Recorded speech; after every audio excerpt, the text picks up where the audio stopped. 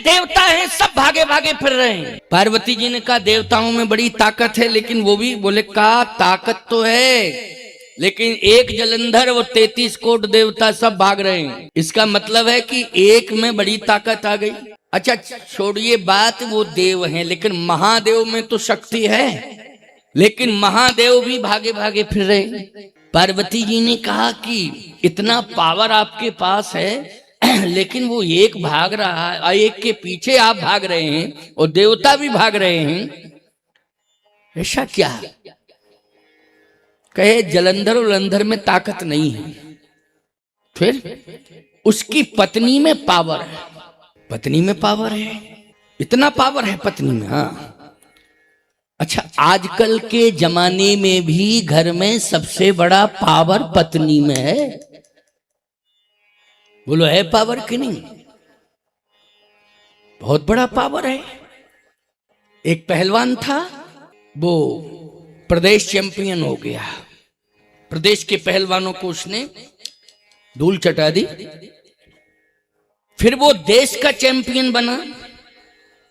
उसने बड़े बड़े पहलवानों को, अनेक राज्यों से पहलवान आए थे, सबको धूल चटा दी। लेकिन एक दिन उसको अटैक आया और वो गिर गया। डॉक्टर आए, फेल नहीं हुआ, हार्ट फेल नहीं हुआ, अटैक हुआ। अटैक में संभावना रहती है, क्यों रहती है ना अटैक में संभावना, फेल हो जाए तो गए काम से। अटैक, डॉक्टर ने कहा क्या बात है, अंदर तो ऐसी कोई ब्लॉकेज की स्थिति नहीं है, फिर ये अटैक क्यों आया?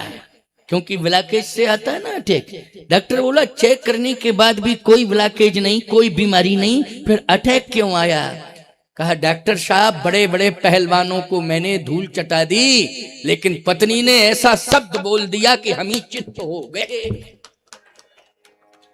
एक शब्द सुन करके आज हम एक और प्राण बच गए, नहीं प्राण ही जाने वाले थे। एक शब्द ने उस पहलवान को धूल दूषित कर दिया। प्राण बच गए, कैसे बच गए? ये प्रारब्ध था, भगवान की कृपा थी। और क्या बतावें, दशरथ जी के तो प्राण ही चले गए, पीछे पड़ गई ये प्राण ही चले गए। इसलिए तुम में बड़ी ताकत है माताओ, इस शब्द की महिमा को समझो और इस शब्द से सृजन होना चाहिए, संहार नहीं होना चाहिए। ये महत्वपूर्ण शब्द है। आपकी वाणी से, शब्द से निकला हुआ शब्द सृजन होना चाहिए, उससे संहार नहीं होना चाहिए। आज सती नहीं परम सती है। कौन? वृंदा। कथा है ये, राम जन्म के पहले की कथा है। बोलो है कि नहीं है? तुम लोग रामायण पढ़ते हो, सुनते हो, तो राम जन्म के हेतु अनेका परम विचित्र एकते एका जन्म एक दो कहूं बखानी में ये वृंदा का और जलंधर का चरित्र आता है कि नहीं आता है? आता हो तो ऐसे करो, नहीं आता हो तो ऐसे करो। स्वतंत्र भारत है, पंचायती राज है, हम क्या बिगाड़ लेंगे तुम्हारा? आज के जमाने में कोई किसी का कुछ बिगाड़ सकता है क्या? प्रजातंत्र है। पहले एक राजा होता था, घर घर में राजा, घर घर में राजा, अपने अपने घर के सब राजा हैं। प्रजातंत्र है ये। बोलो अपने अपने घर के सब राजा हैं कि नहीं? प्रजातंत्र है ये। लेकिन सही बात हुआ करे तो ऐसे जरूर कर दिया करो, और नहीं समझ में आए तो ऐसे कर दिया करो, है नहीं? नहीं, वैसे तुम लोगों की आदत तो हमेशा ऐसे करने की है, और इनकी आदत हमेशा। आप एक अनुभव करना, गांव के लोग हो, अनुभव करना। खैर अब तो पहले 100-100 साल की बुढ़ियां होती थी, 100-100 साल के बुढ़े होते थे। अब खैर नहीं हो पा रहे हैं। कोई गांव में हो अलग बात है, नहीं तो इतनी उम्र कहां मिल रही है।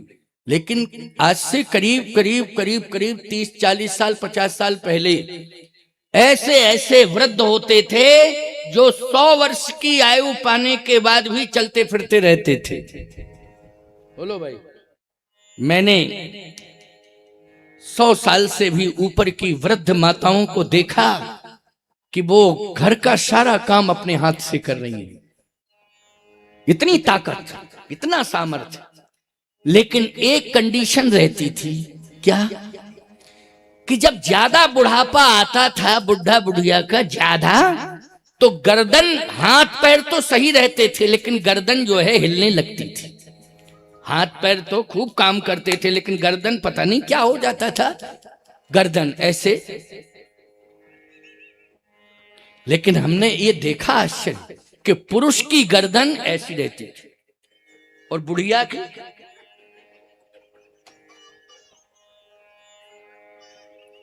क्योंकि जवानी का जो व्यवहार रहा है वो बुढ़ापे में दिखाई देगा। अब कहां से बदल जाएगा बुढ़ापे में? बोलो भाई, क्यों भाई, कहां से बदलेगा? क्योंकि जवानी में इनकी आदत रही, कुछ भी कहो तो बुढ़ापे में गर्दन, और तुम्हारी आदत जवानी में रही। बोलो भाई, हमेशा तुमने, तो फिर वही आदत है। अब आजकल गर्दन जो है हिलती नहीं है, ना ऐसी ना ऐसी। क्यों? क्योंकि जब से तुम पैदा हुए हो, ये पैदा हुए हो तो सब अकड़ मकड़ में रहे हो। वो अकड़ने मकड़ने का मतलब है ना ऐसे ना ऐसे। बोलो भाई, अकड़ मकड़ का अर्थ क्या होता है? बोलो। नाम तुम्हारा ये स्वभाव रहा, ना तुम्हारा ये स्वभाव, यही स्वभाव रहा, अकड़ना मकड़ना। याद रखना, ये अकड़ना मकड़ना छोड़ो, पहचानो, परिवर्तन करो, क्योंकि इस संसार में कोई नहीं रहेगा, सब जाएंगे। सबकी अकड़ मकड़ एक दिन मिट्टी में मिल जाएगी। बोलो, मिल जाएगी कि नहीं? चाहे राजा हो, चाहे भिखारी हो, चाहे फकीर हो और चाहे अमीर हो, सबको जाना है। सबकी अकड़ मकड़ समाप्त हो जाएगी। जननी जनक जाना, भाई और बहन जाना, सखा स्नेही पत्नी और पुत्र जाना, लड़ना झगड़ना जाना, और का मिटाना जाना, अपना बनाना जाना, सीखा ऐंठ जाना है। यह सब कुछ जाना पर कुछ भी नहीं जाना, उसे नहीं जाना जिसके पास तुझे जाना है। सब जाना, बेटा बेटी, संपत्ति, रिश्ते नाते, अकड़ना मकड़ना, ऐंठना बिगाड़ना, अपना बनाना, दूसरों का मिटाना, सब जाना, लेकिन उसे नहीं जाना है जिसके पास तुझे जाना है। उसको जान लो, इंतजाम करो, परिवर्तन करो। आज सरल स्वभाव होना चाहिए, सरलता से ही भगवान मिलते हैं। सिए राम मैं सब जग जानी, करहूं प्रणाम जोर जुग पानी। इस भाव से भगवान मिलते हैं। तुलसीदास जी को इसी भाव से मिले। जड़ चेतन जग जीव जत सकल राम में जान, वंदो सबके पद कमल सदा जोर जुग पान। इसी भाव से तुलसीदास जी को भगवान मिले, अकड़ने मकड़ने ऐंठने ऐंठने से नहीं मिले। तो आज वृंदा का जो चरित्र है वो इतना सशक्त है कि देवता भी आज जलंधर उसके पति का कुछ नहीं बिगाड़ पा रहे हैं, देव महादेव भी नहीं बिगाड़ पा रहे हैं, सब भागे भागे फिर रहे हैं। परम सती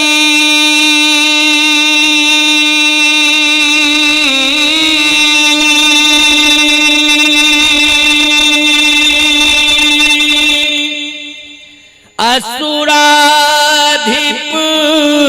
नारी,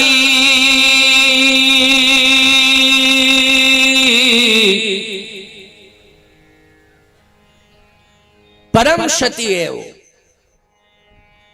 सती नहीं परम, परम का अर्थ है पूर्णता, यानी उसके सतीत्व में कोई कमी नहीं है, वो परम सती है। तो पार्वती जी ने कहा बनी रहे सती, लेकिन उसका पति तो अन्यायी अत्याचारी है, वो बनी रहे कुछ भी। कहे नहीं नहीं नहीं, मैं तो उसे नष्ट कर देता, भस्म कर देता पार्वती, लेकिन जैसे ही मैंने आक्रमण करने की कोशिश की तो जलंधर के सामने उसकी पत्नी का पातिव्रत धर्म आ गया और कहने लगा कि पहले मुझसे युद्ध करो, बाद में जलंधर को छूना। धर्म कह रहा है, कौन कह रहा है? धर्म शिव जी को ललकार रहा है, पहले मुझसे युद्ध करो, यदि तुम्हारे तीसरी नेत्र में ताकत है तो मुझे जला करके खाक कर दो। बोलो, धर्म की रक्षा की जाती है कि धर्म को नष्ट किया जाता है? जल्दी बोलो। धर्म की तो रक्षा की जाती है। अगर शिवजी धर्म को नष्ट कर देते तो ईमानदारी के साथ बताओ, जब धर्म ही नष्ट हो जाता तो बचता क्या? क्या बचता? बोलो। यही है धर्म संकट प्यारे। बोलो, है यही धर्म संकट की नहीं? अरे अगर हम अपनी ताकत से किसी अन्यायी अत्याचारी को भस्म करने जा रहे हैं, लेकिन सामने अगर मेरे नेत्रों के सामने गाय आ जाएगी तो बोलो ईमानदारी के साथ बताओ, हमें क्या डिसीजन लेना पड़ेगा? बैक होना पड़ेगा कि नहीं होना पड़ेगा? क्यों? अन्यायी तो मर जाएगा, लेकिन पहले गाय का वध हो जाएगा। नहीं, ऐसा नहीं हो सकता है, ऐसा कभी नहीं हो सकता है। गाय की हमें रक्षा करनी पड़ेगी। अगर धर्म आ गया है तो हमें पहले धर्म की रक्षा करनी पड़ेगी। बोलो, महत्वपूर्ण विचार है नहीं? ये बिंदु महत्वपूर्ण है कि नहीं? लेकिन इसका समाधान भी बहुत अच्छा है, बहुत ही अच्छा समाधान है।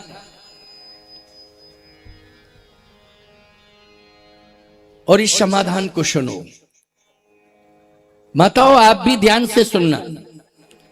मैंने कितनी प्रशंसा करी है आपकी, और फिर खुशुर फुसुर आपस में बातचीत। इसका मतलब है कि ध्यान घर पर चला गया, इसलिए वही भाव आ गया। नहीं नहीं नहीं नहीं, ध्यान घर पर जा रहा है, नहीं जाना है घर पर। ध्यान यहीं लगाओ। इसी को तुम अपना घर समझो, इसी को अपना तीर्थ समझो, इसी को अपना संसार समझो, क्योंकि ये महत्वपूर्ण स्थल है, ये साधारण स्थल नहीं है। यही जीवन का सबसे बड़ा सौभाग्य है तुम्हारे। इसलिए सुनो, कहीं ऐसा तो नहीं है घर की चिंता हो रही हो कि चोर ना घुस जावे? नहीं नहीं, एक जगह एक देवी जी खड़ी होंगी, बैठे फिर खड़ी, फिर मैंने कहा ये क्या कर रही हो तुम? खड़ी हो जाती हो, बैठ जा। कहा महाराज जी मैं सामने घर है उसको देख रही हूँ। हमने कहा तो सामने जब घर है उसको देख रही हो, लेकिन हम 3 दिन से देख रहे हैं, तुम कथा सुन रही हो, लेकिन आज खड़ी हो जाती हो, बैठ जाती हो, देखने लगती हो, तो आज ही तुम्हारा घर आया, 2 दिन गायब रहा घर? कहे महाराज जी रोज ताला लगा के आती थी। तो मैंने कहा आज ताला नहीं लगाया? बोले लगाया तो है, लेकिन हिला नहीं पाया उसको। है ताला लगाने के बाद उसको 1-2 बार हिलाया जाता है कि नहीं हिलाया जाता? क्यों? हाँ, ऐसे ऐसे हिलाया जाता है उसको कि लगा है कि नहीं लगा है, कहीं धोखा तो नहीं हो रहा है, तो हिला नहीं पाया उसे। अरे छोड़ो, ये घर ज्ञान कुछ नहीं, तुम्हारे घर की रक्षा है, क्योंकि रक्षा करने वाला ऐसा है कि जिसकी रक्षा के द्वारा पूरा संसार सुरक्षित है। आप सबको मालूम होना चाहिए, राम द्वारे तुम रखवारे, होत न आज्ञा बिन पैसारे, सब सुख लहे तुम्हारी शरणा, और तुम रक्षक काहू को धरना। हनुमान जी पहरा दे रहे हैं गांव का, और जो यहां बैठे हुए हैं राम भक्त, उनकी संपूर्ण जिम्मेवारी कौन लिए हैं? हनुमान जी लिए हैं। अब तुम्हें विश्वास नहीं है तो अलग बात है, और विश्वास नहीं है तो तुम जानो तुम्हारा काम जाने, और विश्वास करो तो पूरी तरह से निश्चिंत हो जाओ। इसलिए आप सबको ये स्वर्णिम अवसर मिला है, मौका मिला है, इसका सदुपयोग करना है। इसको एक एक मिनट का सदुपयोग हो। तो आइए सुनिए बड़ी अच्छी बात। परम सती असुराधिप नारी, वो सती नहीं है, परम सती है। तो पार्वती जी ने कहा परम सती है तो आप भयभीत क्यों हुए? कहा उसका पातिव्रत धर्म सामने आ गया, और जैसे ही वो सामने आया तो उसने मुझे ललकारा, तो जैसे ही ललकारा तो मैं बैक हो गया। इतने में ठहाका मार के जलंधर हंसने लगा, क्योंकि उसकी रक्षा हो गई। किसने करी रक्षा है? धर्म ने करी रक्षा, याद रखना।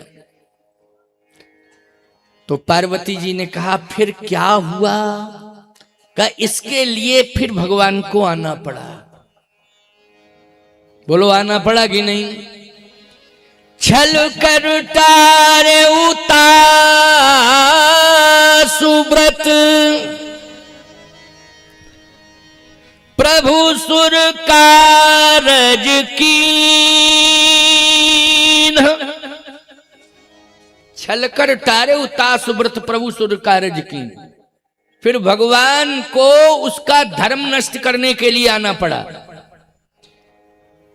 तो पार्वती मैया ने कहा कि ये तो काम आप भी कर सकते थे, लेकिन इसके लिए भगवान को आना पड़ा। कितना कष्ट हुआ? बोले कष्ट तो इतना हुआ कि कष्ट ही कष्ट बढ़ गया, यानी कष्ट बढ़ गया भगवान का। आए तब कष्ट, और इसके बाद जलंधर का वध हुआ तब और कष्ट बढ़ गया। क्यों? जलंधर जब मरा तो बदला लेने की भावना लेकर के मरा है, और वही जलंधर मरने के बाद क्या बना? रावण बना। बोलो बदला लेने के भाव से मरा कि नहीं मरा? और याद रखना उसने इस बात को कहा है कि आपने मेरी पत्नी के साथ छल किया है तो मैं भी आपकी पत्नी के साथ छल करूंगा, करूंगा, करूंगा, बदला लूंगा। और बोलो वही जलंधर मरने के बाद जब रावण बना, और वही लक्ष्मी जब सीता बनी, तो बोलो रावण ने हरण किया कि नहीं किया? छल किया कि नहीं किया? छल किया। इसका मतलब परेशानी बढ़ी कि नहीं बढ़ी? बढ़ी। और बढ़ाई किसने परेशानी? बोलो जलंधर का वध करने के लिए भगवान शिव जैसा कोई दुनिया में भक्त नहीं है। सबसे बड़े भक्त कौन है? भगवान शंकर हैं। उन जैसी भक्ति कोई दुनिया में कर नहीं सकता है। उनसे बड़ा कोई ज्ञानी नहीं है, और उनसे बड़ा कोई भक्त नहीं है, और उनसे बड़ा कोई साधु नहीं है। प्यारे, ये विशेषताएं हैं शिव जी की। लेकिन भगवान को शिव जी के अस्तित्व को रखने के लिए, यानी भक्तों के अस्तित्व को रखने के लिए आना पड़ा कि नहीं आना पड़ा? आना पड़ा है। बोलो आना पड़ा कि नहीं? और आना पड़ा तो आगे कष्ट बढ़ा कि नहीं बढ़ा? और कष्ट उठाना पड़ा। देवताओं का कष्ट दूर हो गया जलंधर के मरने से, भगवान शिव का भी कष्ट दूर हो गया मरने से, लेकिन भगवान विष्णु का कष्ट बढ़ गया कि नहीं बढ़ गया? अच्छा, जलंधर ने कहा और सुन लो देवताओं, ये तुम्हारी प्लानिंग है, हम तुम्हें छोड़ेंगे नहीं। और शिव जी, ये तुम्हारी प्लानिंग है, हम तुम्हें छोड़ेंगे नहीं। मर रहे हैं जलंधर कह रहा, लेकिन हम छोड़ेंगे नहीं, क्योंकि धोखा हुआ है। और इतना खतरनाक धोखा, अगर वीर थे तो मेरे सामने युद्ध करते। मेरे पत्नी के साथ छल किया है, मैं मर रहा हूं लेकिन बदला लूंगा। अच्छा, रावण ने सबसे ज्यादा देवताओं को परेशान किया कि नहीं किया? किसको परेशान किया? नेताओं को? अच्छा, देवताओं को। हाँ, हम कम सुनाई देता है, ये कान डिस्टर्ब हैं हमारे। वैसे हमने आर्डर पर मशीन लगा दी है कि कान वाली मशीन लाओ। हम तो यही समझे कि लोग कह रहे नेताओं को परेशान, नहीं, देवताओं को। नेता को कोई परेशान नहीं कर सकता है, नेता ही सबको परेशान कर ले। एक बार एक नेताजी रास्ते में जा रहे थे, भयंकर काला सांप धोखे से उसने डस लिया, तो सांप मर गया और नेता का कुछ नहीं बिगड़ा। देखा वहां तो सांप ही मरा पड़ा। बोलो भाई, मुझे लगता है कि जहर का पावर सबसे ज्यादा है, सर्प से ज्यादा जहर का पावर नेता के अंदर है। हाँ। प्यारे, कान खोल करके मेरी बात को सुन लो। सत्ता का भी दुरुपयोग नहीं करना चाहिए, कोई पद मिल जाए तो उसका भी दुरुपयोग नहीं करना चाहिए, और कभी भी प्रतिशोध की राजनीति भी नहीं करनी चाहिए। प्रतिशोध की नहीं, बदला लेने की भावना से नहीं, बल्कि नेतृत्व देने की भावना से राजनीति करनी चाहिए। और नेतृत्व में भी स्वच्छ नेतृत्व देने की भावना से ही राजनीति करनी चाहिए। लेकिन आज बदले की भावना से राजनीति हो रही है। आज जलंधर भी बदले की भावना लेकर के ही जा रहा है और कह रहा है कि जिन जिन लोगों की साजिश रही है, मेरी मौत में और मेरी पत्नी के साथ छल की भूमिका में मैं बदला लूंगा, मैं छोड़ूंगा नहीं, मैं बदला लूंगा। बड़ा प्यारा प्रसंग है। क्यों, समझ में आ रहा है कि नहीं आ रहा है? बोलो भाई, आ रहा है ना? तभी तो तुम बैठे हो। नहीं, आज के जमाने में कोई किसी की नहीं सुनता, लेकिन इतनी रात्रि में बैठ करके भी तुम सुन रहे हो, और खास तौर से ये सुन रही हैं। नहीं तो अभी जा रही थी तो हमने कहा बैठ जाओ, हमारी सुन के जाओ, तो बैठ गई। नहीं तो कहती हमने सास ससुर की नहीं सुनी, तुम्हारी क्या सुने। तो स्वतंत्र भारत है, पंचायती राज है, हम कुछ कह भी नहीं सकते थे, क्या कहते। लेकिन नहीं नहीं, सुन रही हैं, समझ में आ गया कि साधु ने कहा है, संत ने कहा है, आशीर्वाद लेने के लिए आपको कर्तव्य करना पड़ेगा, और उस कर्तव्य में भी एक श्रद्धा का भाव रखना पड़ेगा। तो निश्चित रूप से आशीर्वाद लेने के लिए आपको प्रयास नहीं करना पड़ेगा, आपकी श्रद्धा के प्रभाव से आपको सहज में ही आशीर्वाद प्राप्त हो जाएगा। इसके लिए बहुत प्रयास करना नहीं पड़ेगा। तो बस यही तो भाव है। इसलिए सुनिए जरा,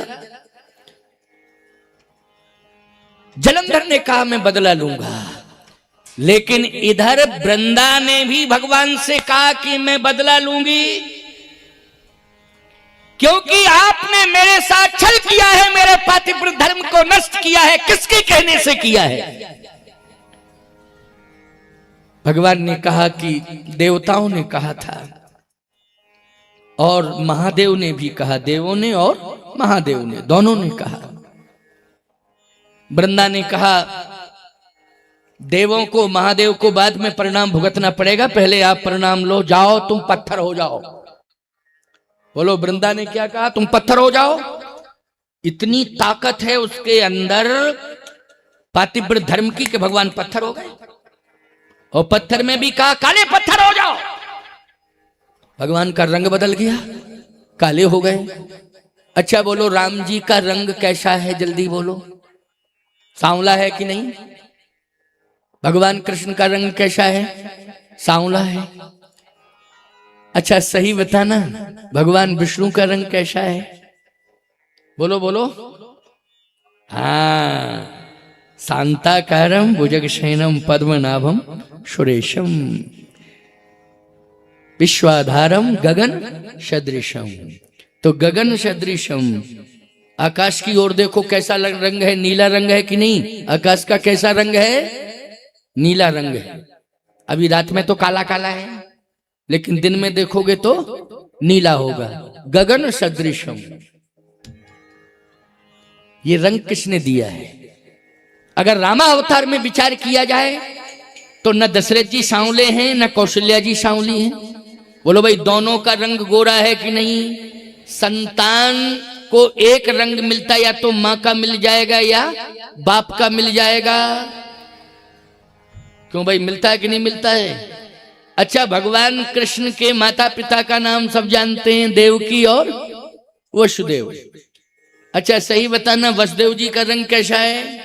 गोरा है। देवकी मैया गोरी हैं, लेकिन कन्हैया काला है। बोलो है कि नहीं? राम जी हमारे कैसे हैं? नील सरोर नील मणि नील नीरधर श्याम। नील सरोर नील मणि, नीले सांवला है। याद रखना, ये कौशल्या जी की बात नहीं है, दशरथ जी की बात नहीं है, देवकी वसुदेव की बात नहीं है, यहां वृंदा की बात है। ये रंग किसने दिया है? वृंदा ने। काले पत्थर हो जाओ, काले रंग के हो जाओ, क्योंकि तुमने बुद्धि में जड़ता आ गई, इसलिए ऐसा काम किया है कि मेरा पातिव्रत धर्म नष्ट किया है और काला कर्म किया है तुमने। अगर मेरा मुंह काला किया है तो तुम काले पत्थर हो जाओ, काले। भगवान ने कहा ठीक, कोई बात नहीं। हंसने लगे भगवान, मुस्कुराने लगे। भगवान तो भगवान है। अच्छा एक बात बताओ, श्राप का असर संसार वालों पर पड़ता है, लेकिन भगवान पर क्या असर पड़ेगा? भगवान पर असर पड़ेगा क्या? अच्छा, सर्प का प्रभाव संसार पर पड़ता है, सर्प का प्रभाव नारायण पर पड़ता है? अगर पड़ता होता तो सैया किसकी बनाए हुए हैं? जल्दी बोलो। से सैया सोते किस पर हैं? कालाई पे सोते हैं कि नहीं सोते हैं? और काल कितना अनुशासित है, सोचिए जरा। अरे एक फण वाले से तुम डरते हो और पता नहीं क्या दुर्दशा हो जाती है। यहाँ तो 1000 फण वाला बोलो भाई, लेकिन उस पर हमारा प्रभु नारायण लेटा हुआ है, इसलिए काल के बंधन से वो मुक्त है। लेकिन श्राप के बंधन में बंध गया। पत्थर हुए भगवान के नहीं, काले पत्थर हुए वृंदा के कहने से। वृंदा के श्राप को सुन करके भगवान प्रसन्न हो गए। तो भक्तों ने कहा महाराज ये कार्य जो आपने किया है, छल किया है, वृंदा के साथ ना करते तो जलंधर को तो आप मार ही सकते थे। भगवान ने कहा नहीं, जानबूझ करके मैंने ऐसा किया है। तो जानबूझ करके आपने किया है तो धर्म ही को तो नष्ट किया है, अधर्म को नष्ट करना चाहिए था, लेकिन आपने तो धर्म को नष्ट किया है। भगवान ने कहा कि धर्म को कभी कभी नष्ट करना पड़ता है। भगवान शिव नहीं समझ पाए इस मर्म को, राम लेकिन ब्रह्म समझता है, विष्णु समझते हैं। उन्होंने कहा कि मैंने धर्म को जानबूझ करके नष्ट किया है, लेकिन इस पर विचार करना पड़ेगा कि किस धर्म को नष्ट किया है। उस धर्म को नष्ट किया है जो धर्म अधर्म की रक्षा कर रहा था। बोलो भाई, उस धर्म को नष्ट किया है जो अधर्म की रक्षा कर रहा था। और जब धर्म अधर्म की रक्षा करने लग जाएगा तो मुझे उस धर्म को मारने के लिए अवश्य ही आना पड़ेगा, इसलिए मैंने धर्म नष्ट किया है वृंदा का। तो प्रभु आप पत्थर के हो गए, रंग बदल गया, काले। भगवान बोले पत्थर की में ही परमात्मा बनेंगे और प्राण प्रतिष्ठा होगी, लेकिन एक ऐसा पत्थर जो वृंदा के श्राप से मैं बना हूं, इसकी प्राण प्रतिष्ठा नहीं होगी। क्यों भाई? अभी महाकाली का विग्रह प्राण प्रतिष्ठा हो रही है कि नहीं हो रही है? हो रही है। अगर आप बड़े बड़े विग्रह सीताराम जी के लाते राम दरबार के तब भी प्राण प्रतिष्ठा होती, शिव जी लाते तो भी प्राण प्रतिष्ठा होती, लेकिन शालिग्राम जी की प्राण प्रतिष्ठा होती है क्या? नहीं होती है। और याद रखना, भगवान ने कहा कि रामावतार बाद में होगा, पहले शालिग्राम का अवतार हो गया है, इसलिए वृंदा का श्राप वरदान बन गया है और वृंदा के श्राप ने शालिग्राम बना दिया है। क्या बना दिया है? शालिग्राम। आपके क्षेत्र में बहुत मंदिर हैं, बिहार में तो मंदिर बहुत हैं, गांव में बड़े अच्छे अच्छे दिव्य मंदिर बनते हैं। कितना बढ़िया मंदिर आपने गांव में बना दिया, बहुत ही सुंदर। लेकिन कितने ही बड़े मंदिर हों, पुजारी से पूछना सबसे पहले पूजा किसकी करता है पुजारी? अभिषेक किसका होता है मंदिर में? शालिग्राम का। बड़ी बड़ी मूर्तियों का प्रोक्षण होता है केवल, केवल प्रोक्षण होता है, बोलो होता है कि नहीं? और वस्त्र बदल जाते, श्रृंगार कर दिया जाता। विधिवत नित्य अभिषेक किसका होता है? शालिग्राम भगवान का होता है। चरणोदक किसका मिलता है? शालिग्राम भगवान का मिलता है। और शालिग्राम भगवान स्वयं प्रतिष्ठित हैं, प्राण प्रतिष्ठा नहीं होती है। बड़ी बड़ी मूर्तियों की प्राण प्रतिष्ठा हो जाती है, लेकिन शालिग्राम भगवान तो स्वयं प्रतिष्ठित हैं और सबसे ज्यादा सम्मानित हैं। और विधिवत पूजन अर्चन वंदन होता है तो शालिग्राम भगवान का होता है। लेकिन शालिग्राम बनाया किसने है? बोलो भाई। शालिग्राम, राम तो बनाने वाली कौशल्या माँ है, लेकिन शालिग्राम को बनाने वाली वृंदा माँ है। प्यारे वृंदा ने ही शालिग्राम बनाया है। अब भगवान मुस्कुराने लगे, कोई असर नहीं है श्राप का। वृंदा ने कहा, प्रभाव तो बहुत है आपका। अगर पत्थर बने हो मेरे श्राप से तो प्रभाव और बढ़ गया। क्यों बढ़ गया कि नहीं बढ़ गया? और प्रभाव बढ़ गया। सबसे ज्यादा वैष्णव परंपरा में अगर प्रभाव है तो शालिग्राम का है। बोलो भाई किसका है? जल्दी बोलो। शालिग्राम भगवान का है। तो प्रभाव बढ़ गया।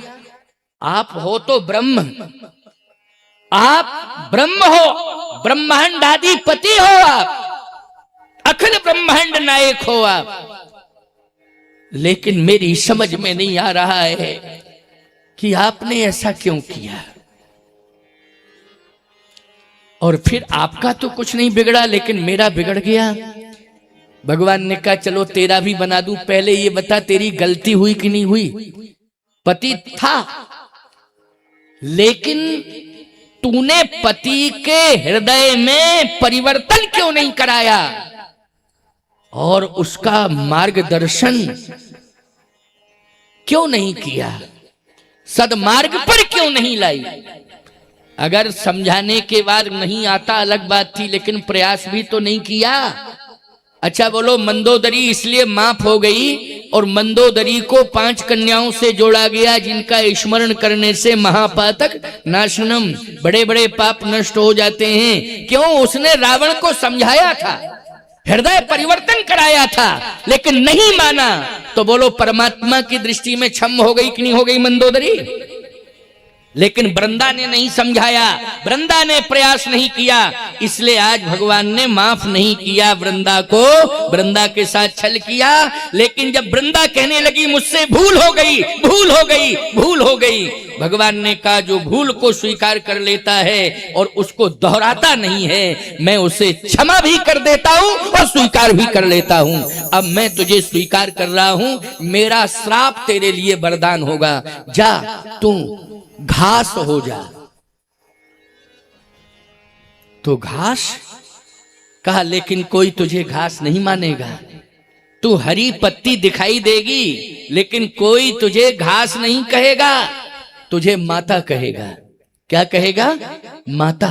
और तेरा नाम होगा तुलसी। बोलिए तुलसी माता की जय। तो ठीक है, मैं तुलसी बन जाऊंगी, लेकिन अनाथ रहूंगी ना? नहीं नहीं नहीं, अनाथ नहीं रहेगी। सावधान। कृष्ण राधा का वर्ण करेंगे, रुक्मणी का वर्ण करेंगे, राम सीता का वर्ण करेंगे, नारायण लक्ष्मी का वर्ण करेंगे, लेकिन शालिग्राम तुलसी का वर्ण करेगा, तेरे को स्वीकार करेगा, तेरे साथ में विवाह करेगा। तो शालिग्राम जी का विवाह किसके साथ होता है? तुलसी के साथ। लेकिन जलंधर, यहां तुलसी ने तो अपना बना लिया, वृंदा ने सब कुछ अपना बना लिया, भगवान मिल गए उसे। लेकिन जलंधर ने प्रतिशोध लेकर के अपना दूसरा जन्म रावण के रूप में स्वीकार कर लिया। बोलो कर लिया कि नहीं कर लिया?